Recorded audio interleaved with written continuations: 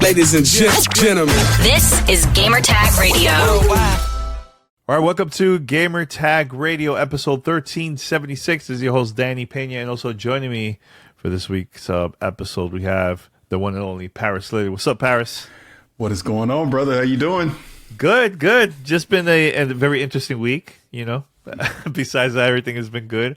But I know we're going to have a very special episode on this one, and we're going to be talking about PlayStation 5 Pro.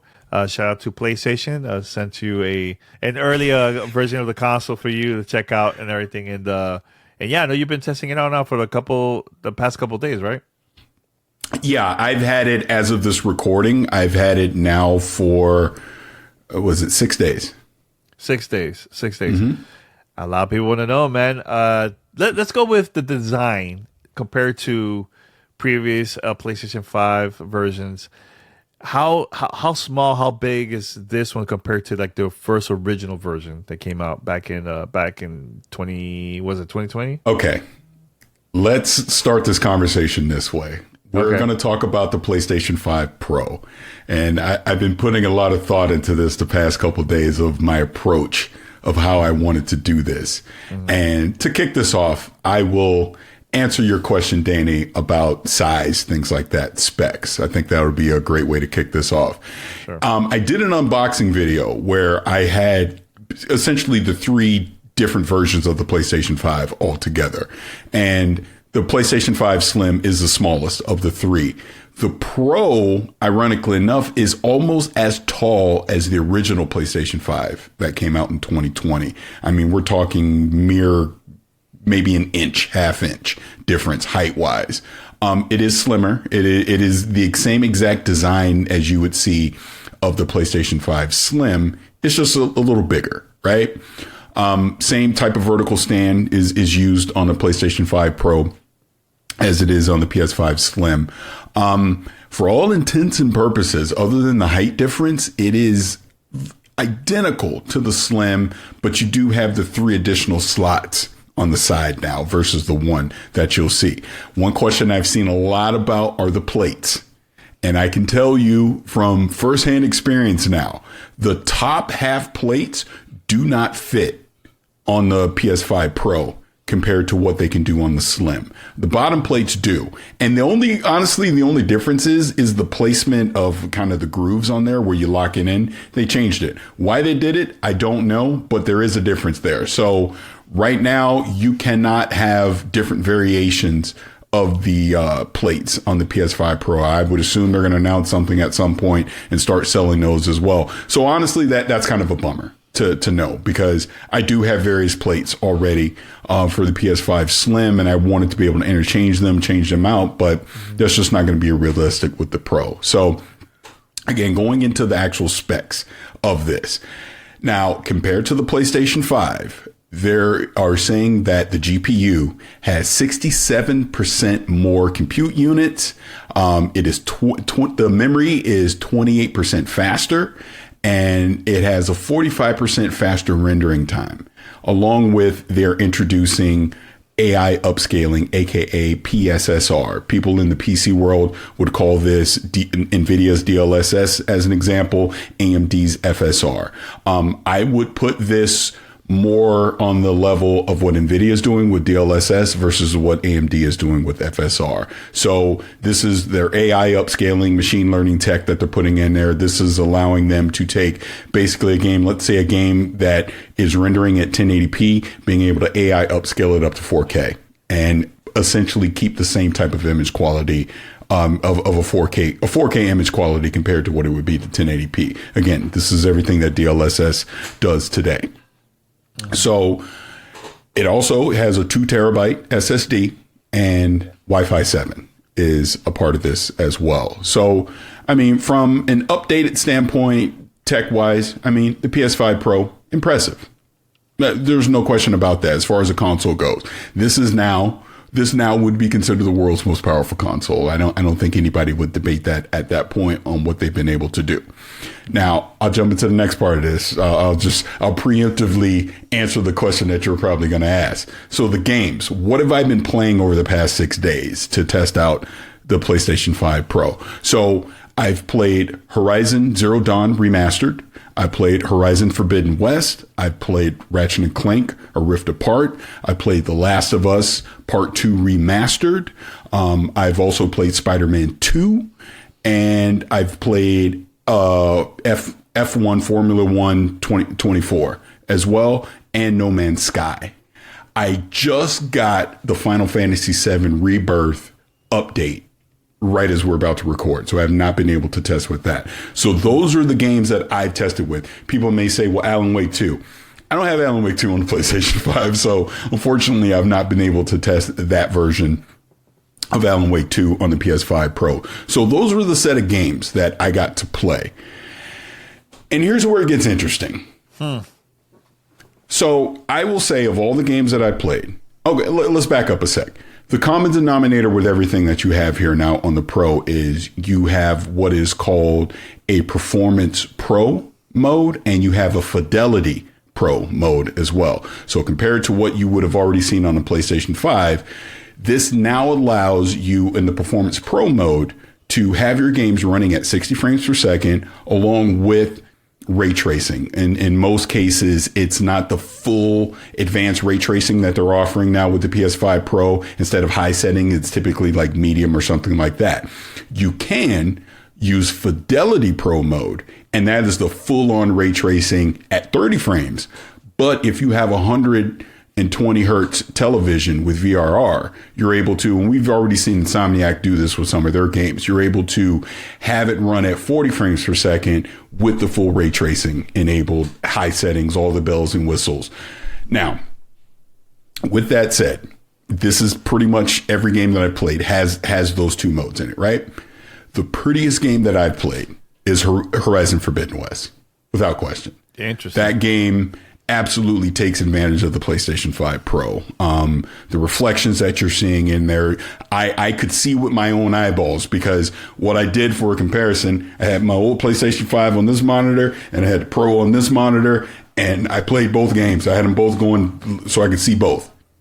You could see the difference with Forbidden West. So you, quick question on that. So was it the remaster version or was the original version that you compared? No, this is Forbidden West, so it's not a remaster. So Zero Dawn. That's what I was going to ask you. You actually lead me right into it. Zero Dawn is very impressive as well. Okay, mean, again, what Guerrilla is doing was the Decima engine, I believe. Mm-hmm. What they're able to do with that and taking advantage of PSSR and the Pro and all that.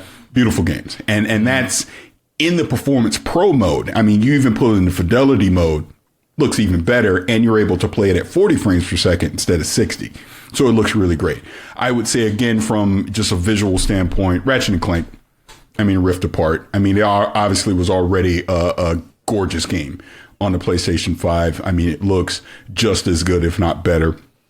On the Pro, again, Insomniac thinking of Spider-Man 2 along the same lines where, it looks really good, plays fantastic at 60 frames per second, and you're getting the ray tracing, so you're seeing the reflections and the lighting and all of that as well. Now, F1 24, you could play in the Performance Pro mode at 120 frames per second. And again, very pretty game. The fact that they're able to pull that off at 120 looks great. But even the Fidelity mode, you can have ray tracing on the track on that at the Fidelity mode. But again, you're playing at 30 frames per second. I don't believe F1 was doing the VRR variation of 40. I believe it was still locked at 30 when I was playing it. And then I tried out The Last of Us Part 2 Remastered. And this brings me kind of into where I want to take the conversation about the PS5 Pro. I couldn't tell the difference. Looks same to me. Really? Yeah. Why? Because I know people are going to be asking, like, I was going to ask you other things besides that. I was going to ask you, is it quiet when you turn on? Is it like, compared to the other ones, the previous ones? So, but and please continue with what you were saying. So I'll put a pin in that, and we'll talk about that, because I think that's going to be the bigger conversation here about the Pro. Sure. Again, this it's a PlayStation 5, so I have it sitting right in front of me right now, plugged in, in rest mode. When playing, I don't hear it. It's pretty whisper quiet. Again, everything about the PlayStation 5 Pro is identical to the PlayStation 5 as far as the startup menus, the UI, everything that you're doing in there. Nothing's different. It's exactly the same. So if you already have a PlayStation 5, you already know what to expect with a Pro. The difference is going to be, obviously, with PSSR, you're going to get some additional performance on there. And this is where you're going to start seeing games at 60 frames per second with all the bells and whistles enabled. So I know if you had another question. Yeah. Another thing I was going to ask is I know some people might not know, but price compared to the original and this price difference. It's $699, and that is without the disk drive. The disk drive is additional. So it is $699, $700. You have to buy the disk drive separately. I mean, obviously a lot of people now have all digital games. So it, depending on, your gaming preferences, it may not be a big deal. So it's not cheap. It's not. And I'll use this as a stepping off to kind of go into this part of the conversation of it, because while I'm impressed with the tech behind the PS5 Pro, I said this probably about a year and a half ago. I'm not a fan of the mid-gen refreshes. I would not have been upset if PlayStation completely skipped it this generation. That's just being upfront, right? I want to be completely transparent on that. Same if it was Xbox, it wouldn't have mattered. I don't necessarily think we need mid-gen refreshes. I think the console you buy on launch day should still be able to play, obviously, all the games that entire generation and be a representation of what that console generation is. You shouldn't have to get additional hardware for more performance within a current generation. This is my personal opinion, and I know not everybody agrees with that. So again, I want to be transparent about that before I go into the rest of what I have to say. So again, with the price point of it, now, if you are comparing this to the performance of what you might get on a PC, a high-end PC, obviously $700 is going to be a bargain for that, because again, this is one advantage that I've had, that I have Ratchet & Clank on PC. I have Horizon Forbidden West and Zero Dawn on PC. I have the original Spider-Man and Miles Morales on there. And God of War, things like that. So I've been able to kind of compare and contrast some of that stuff. What does it look like on the original PlayStation? What does it look like on the Pro? What does it look like on the PC? Now, again, if you're talking about ray tracing, if you want to make sure you have the high frames with all the bells and whistles, this definitely skews more towards the PC side of it. So when you look at it that way, $700 isn't that crazy of a price. But we're talking about console gaming, and console gaming is supposed to be the simple solution, affordable option to get into gaming and not have to spend thousands of dollars on a PC. So when you think of it that way, $700 is kind of hitting that red line of price, in my personal opinion. Now, again, going back to the games that I played, while, yes, you can see some differences with ray tracing enabled. You can see reflections, like Spider-Man 2 as an example. To see the reflections like in the puddles and all that stuff, fantastic. Swinging through the city at 60 frames per second, buttery smooth. I'm not taking anything away from that, because I think if you have a Pro, you're going to love that you have a Pro. I want to be crystal clear on that.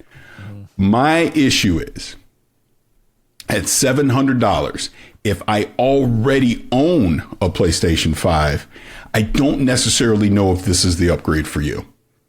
In my personal opinion, I don't know if you're going to see enough of a performance boost or from a visual standpoint boost to justify, now I got to get rid of my PlayStation 5. You trade it in, sell it, whatever you're going to do. And then I'm going to invest a few $100 more into go getting a PS5 Pro. I don't know. Everybody's use case is different. So I'm not telling anyone how to spend their money. I'm just saying, set your expectations accordingly on what the Pro is going to be. The Pro is not going to compete with a 4080 or a 4090. It's just not. Be prepared for that. It's not doing Cyberpunk with path tracing or anything crazy like that. Or Alan Wake 2 actually would be a better example, since it does path tracing on PC and you can obviously get it on console on the Pro right now with the upscale, with the boost. I like the Pro. And I'm not even trying to sound like a negative Nancy with this, because I think it's a very impressive piece of tech. Again, PlayStation was gracious enough to send over a review unit. I'm appreciative of that, so I could check it out. I'd even been saying prior to even me knowing I was getting a Pro that, hey, there is going to be an enthusiast audience for this device. 100%. They're going to run out and get it day one, no question. Knock yourself out. You're going to enjoy it and have fun with it. I'm speaking more towards the average gamer that even in the last generation, may not have went and got a PS4 Pro, or they may not have gotten an Xbox One X. They stuck with what they had. I think even now with this PlayStation 5, let's just put it this way. I even went and played like Returnal and some other things that don't currently take advantage. A God of War was something, Ragnarok is something else I played that currently did not have, a pro, the pro boost, a pro mode on it, right? Mm-hmm. Games still look great. They still look great on the PlayStation 5 as well. If you care about having 60 frames per second along with ray tracing enabled, the Pro is for you. 100% it's for you. And that will come at a premium cost because it is $700. It is a very expensive console. I just think people need to be aware of that because you're going to probably see a lot of chatter. Look, Digital Foundry is going to do their thing. They're going to break down all these games way more in depth than I ever could, right? You're going to see people dive into the weeds of all the technical specs of the GPU and the CPU and all these things. I didn't want to have that conversation because I think you're going to see enough of that already. I wanted to have a more realistic conversation about what the average gamer is going to see with the PS5 Pro. And that's why I'm saying, again, it's impressive. If you own it and you're playing games that take advantage of it, yes, you're getting 60 frames. You're getting the ray tracing and all that. I know I'm repeating myself when I say this, but we also saw on the PlayStation 5, again, Insomniac, they were wizards with what they were able to already do with Ratchet and Clank and Spider-Man, and obviously what Guerrilla was able to do with Horizon. So I wasn't complaining with those games already on a PS5 is the point that I'm trying to make here. So when you play these games on the Pro, don't expect this evolutionary leap of what you're going to see, because a lot of it you were already seeing on the PlayStation 5. And that's just the point that I'm trying to make. Yes, the ray tracing and the reflections are impressive. Yes, it's impressive that now with PSSR, you're able to pull that fidelity off at 60 frames per second. I totally get that. And as a gamer, I wish that was the default for the PlayStation when it launched in 2020. That obviously wasn't the case. This is why you're seeing a Pro. So just set expectations on it. I'm not trying to be a Debbie Downer on this at all, because I don't think anyone that is willing to spend the money is going to be disappointed. But I think you just need to be realistic about what the Pro is going to do. No, that's good to hear, man. I could see, people that don't have a PlayStation 5, I think this is perfect for them because, hey, if you want to go all out and you can't afford a PC, go with this one, right? Mm-hmm. And I also can see people like us that we're like, we'll buy day one no matter what because we just want to have like the new tech. I can see that too. But like the average person that are very, very happy with a PlayStation 5, they're old, even the old one from launch, I think they'll be okay without this, like they'll be okay, right? Yeah, I'll put it this way, because I always like to do the kid test with my kids, right? Yeah. And then they're playing or whatever. My son walks in. He just saw me playing Spider-Man. He didn't walk in and go, whoa. Like, he just thought I was playing Spider-Man, right? To the average person walking in not knowing I'm playing on a Pro, they weren't immediately seeing a difference. And I think that's the point that I'm trying to make here. Can you, if you want to see a difference, of course, if you, like I said, like Horizon Forbidden West, it visually looks better on the Pro than it does on the PS5. But it already looked good on the PS5 is the point that I'm trying to make here, right? And then, like I said, I take a game, I didn't even talk about No Man's Sky. Take a game like No Man's Sky or The Last of Us Part 2, it looked the same to me.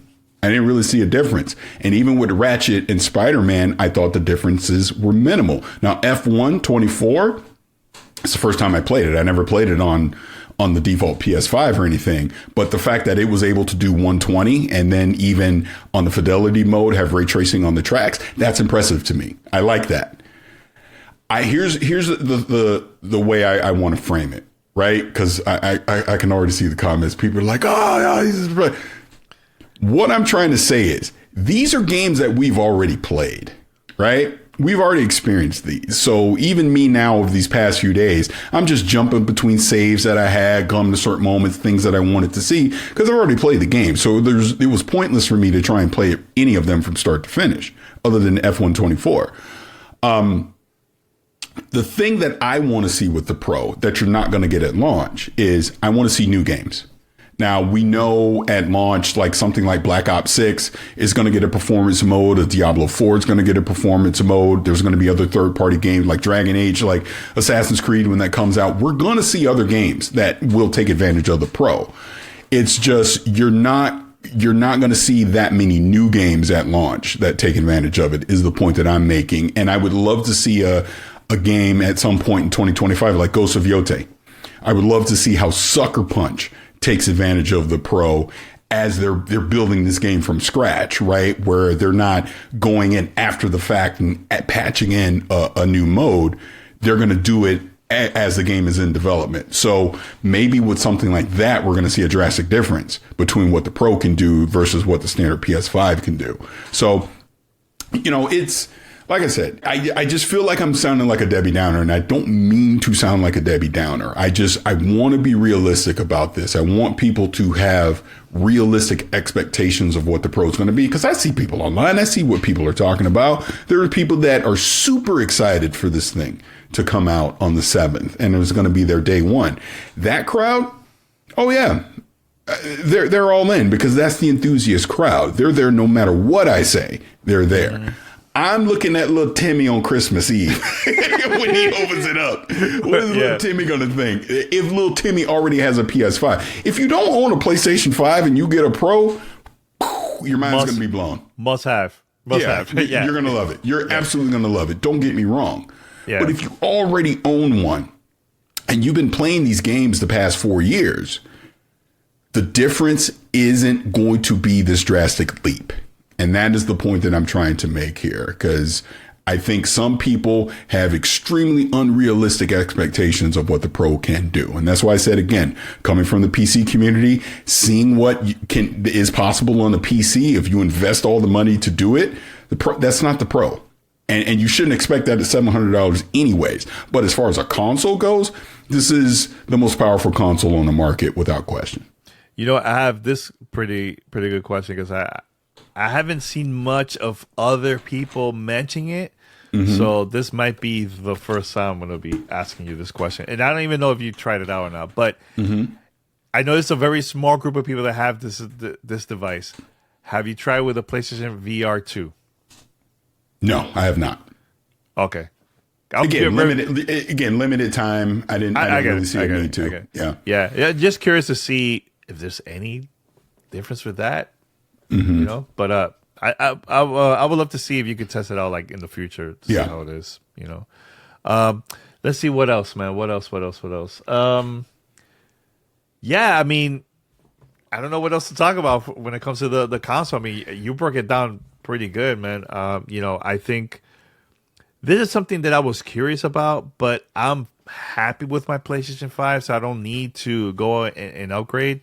Like right now I'm playing, Lego Horizon. I've been playing. I love Returnal. I'm glad that you talked about Returnal, because that's like one of my favorite games so far, the PlayStation 5. Mm-hmm. And Ratchet and Clank. So I know you don't have a copy of Alan Wake 2, but man, that would have been great to hear your thoughts about that. Yeah, and that was unfortunate that I didn't. And again, it was just such limited time to test this out anyways. I wasn't, obviously post-launch, maybe I can get it on the PlayStation and check it out there. Excuse me. But that's the thing. Again, just going to what you were saying about, this is a PlayStation 5. This is not this evolutionary thing. You press the button the same way. The UI is the same way. If you have a PlayStation 5, you are very familiar with navigating through this. There's going to be no difference there. The biggest difference is going to be if you play something like Ratchet and Clank or Rift Apart, you go into the settings, you're going to see a Fidelity Pro mode, you're going to see a Performance Pro mode. And again, if you have 120, honestly, I'll tell you this right now. If you have a 120 hertz television that does VRR, play in Fidelity Pro mode. Play at 40 frames per second instead of 60. Trust me, you're going to be fine at 40. I mean, it's still going to be buttery smooth, and you're getting the full fidelity experience of the ray tracing that way. Whereas Performance Pro mode, trust me, it looks fine. Again, it's a difference of ray tracing at high settings versus ray tracing at medium settings. But you're at 60 frames per second now at that point. So like I said, again, it comes down to what you individually prefer. If you prefer having your games at the highest frames possible, you're going to take the Performance Pro mode. You're going to get some ray tracing in that. It's going to look good. You're going to have a great time. If you care about having all the reflections and the pretty lighting and everything at the highest fidelity it can possibly be, then you would play that Fidelity Pro mode. And now you're at 40 frames per second, which is still going to be fine. Trust me, it's better than 30 on a 120 hertz television. That is the key to having that. But like I said, overall, man, I mean, this is what I think. And I think I haven't talked enough about PSSR. I feel like what PlayStation and what Sony is doing is they're introducing PSSR, the AI upscaling, now on the Pro to set up the future for the PlayStation 6. I can see that's what I think is really happening here. They're going to transform how they develop games and how they treat visuals and frames per second. Now I think we can go into the next generation on the PlayStation 6 where with PSSR, where you're upscaling this stuff and frame generation and all these things. 60 is the standard now. There is no more 30 frames per second. You can do 60 frames per second in all these games. You can have ray tracing in these games, and you can present them as close to a high-end PC as you possibly can at a fraction of the cost. And that's what the beauty of console gaming. That's always been the beauty of console gaming. So that's what I mean, man. I'm trying to look at this from the console gamer standpoint. If you already have a high-end PC, you're seeing all this stuff already. You're not missing anything. I want to be clear about that. I'm already playing Cyberpunk at a 4K, 100 frames, path tracing, and all this crazy stuff. But it costs a lot of damn money to play it that way, right? Very much. Very, very much. Whereas, I mean, while I'm saying that the Pro is costly on the high end for a console gamer, it is not for a PC gamer. For a console gamer, this is obviously extremely high. This is one of the most expensive consoles ever on the market. I think the Neo Geo or something might have been more. But the point is, you are getting what you pay for, because this does have performance increases over the standard console. But what I'm trying to nail down here is the enthusiast crowd that cares about that stuff will take advantage of it. The average gamer, it's not going to be that big a deal. Now, I can give you a game, and I didn't get a chance to try it out yet, unfortunately, was Final Fantasy VII Rebirth. Performance mode on Rebirth on the PS5, atrocious. It is. Okay. It is. It was. Anybody that's used it will tell you that. The Pro probably fixes that problem. So this is where I think some legacy games that were struggling on the PS5, now you're going to be able to kind of play them the way that they were always meant to be played.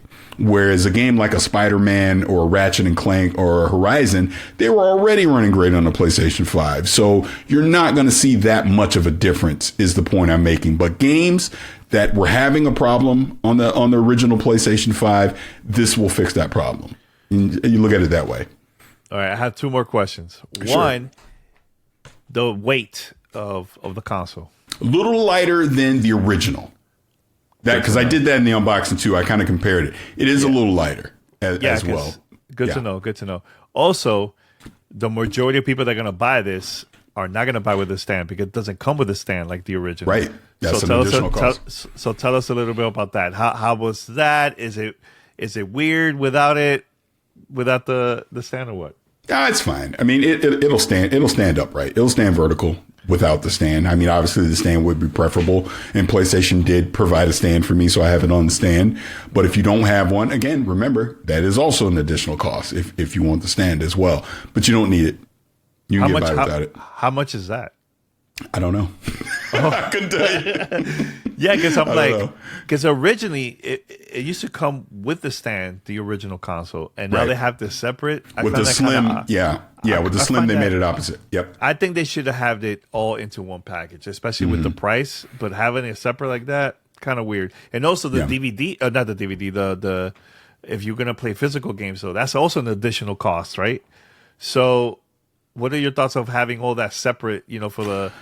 For the regular consumer that planning to get physical games in the future. Here's my thought with the disc. I'm actually glad that it's optional because, like it or not, we are moving towards an all digital future. I do not own a physical game on the PlayStation 5. I have some discs for PS4 still, but PS5 I don't. So I don't I even thought about it because technically I could take the disc out of my PlayStation 5 Slim, and put it in the Pro if I so chose. And I was like, do I really want to do that? I was like, I don't need to do that because I never use it. So why even go through the hassle? So the fact that it's optional, I'm okay with that.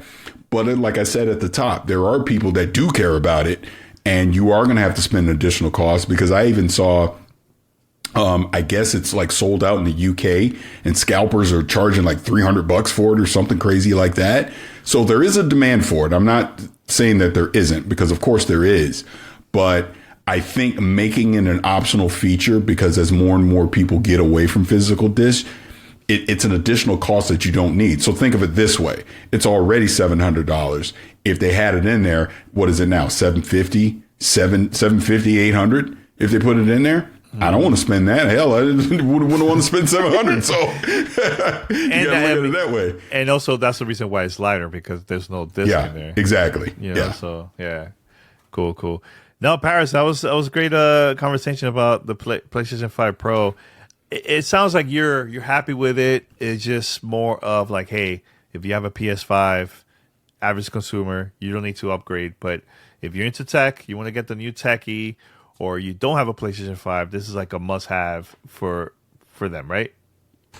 Yeah, I'll end it this way. And I hope people like this format of the conversation, because, you know, like I said, I'd really been mulling it the last couple of days. I'm like, do I try and really go all out and I'm just showing off the hardware again and I'm really deep diving into the specs of it? Or do I just have a conversation about me just playing the games and what I thought about playing the games as far as from a visual standpoint and a gameplay standpoint? And like I said, as they play fine, they look great. You compare it to the old one to what it is now. Some games look way better. Some look exactly the same. And I just think that's just the honest opinion that I can give on that your mileage may vary on that. I think different people will have different expectations for what the PS5 Pro will be for them. I think people do need to be aware of the price, because it is a higher price for entry. Some people won't care. Look, this is ballers out there. They ain't gonna care. But other people will. And, you know, just look at it that way. You will not be upset if you own a Pro. If you own one, you're going to be fine. Trust me. I'm not telling no one to not get one. All I'm saying is, if you already have a PlayStation 5, look at other reviews. Listen to what I'm saying. Try and, if you have the opportunity, look at the difference between what you already have on the PS5 to what you would get on the Pro. And that was the other thing, too.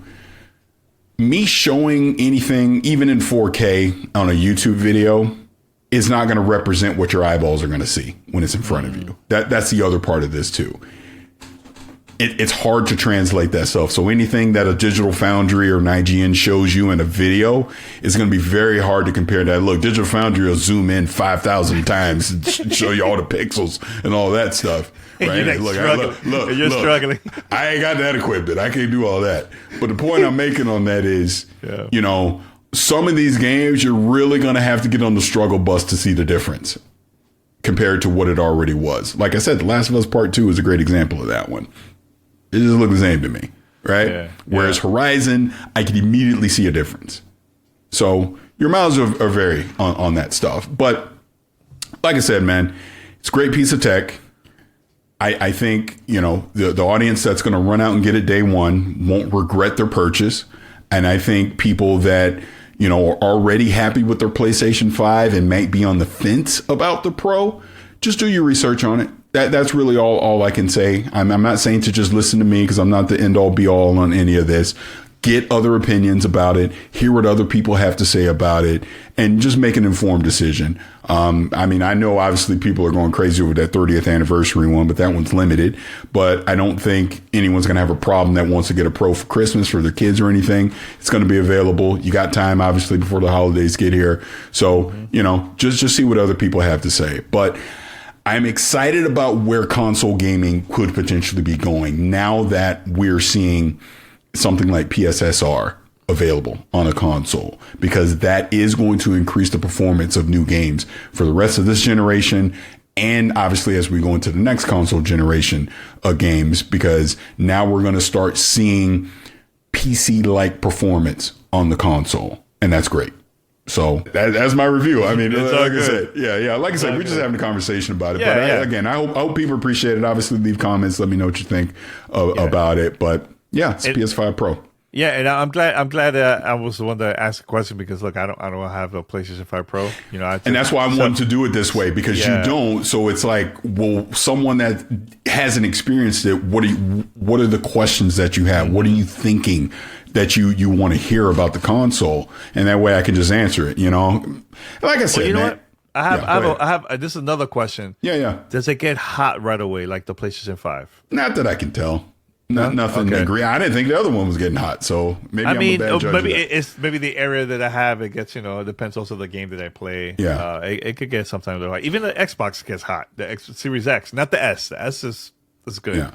Well, again, for transparency, my PlayStation sits out in an open area, so it's not like in a cabinet or anything like that. But yeah, I've never experienced any heat issues or like I said, loud noise either.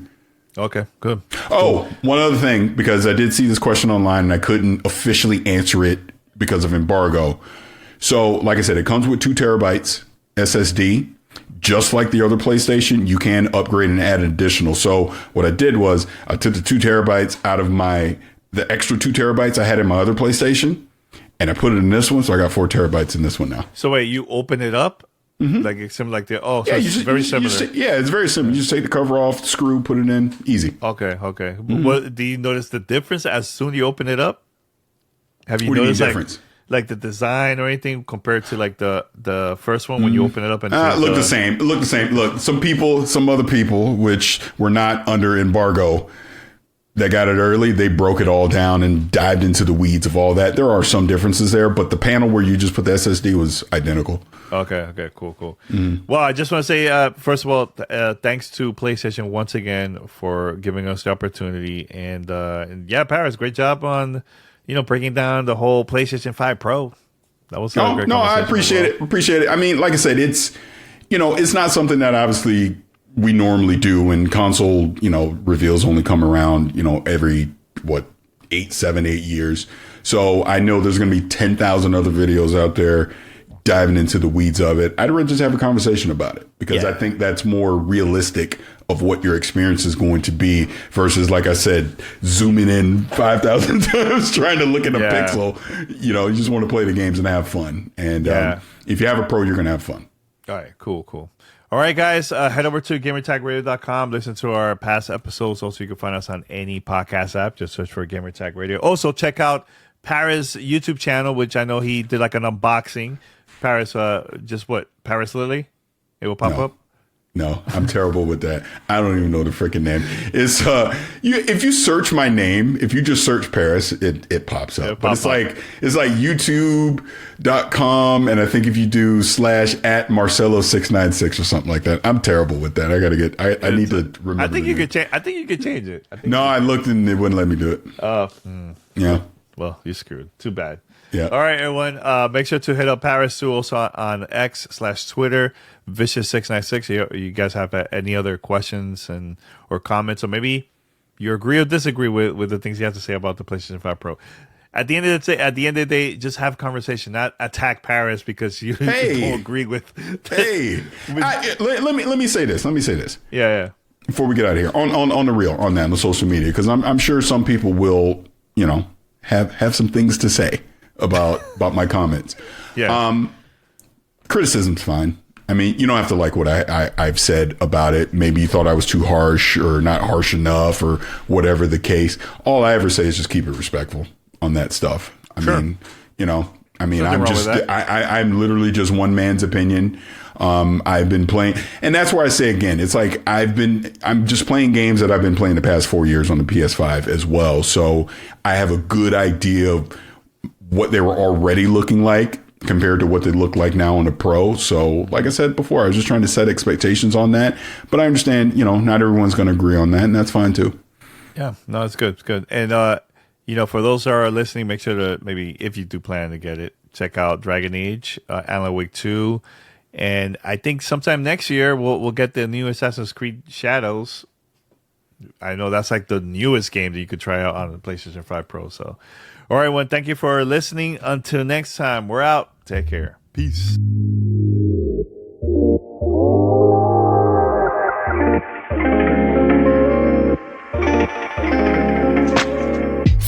listening to Gamertag Radio. Be sure to like us on Facebook and follow us on Twitter.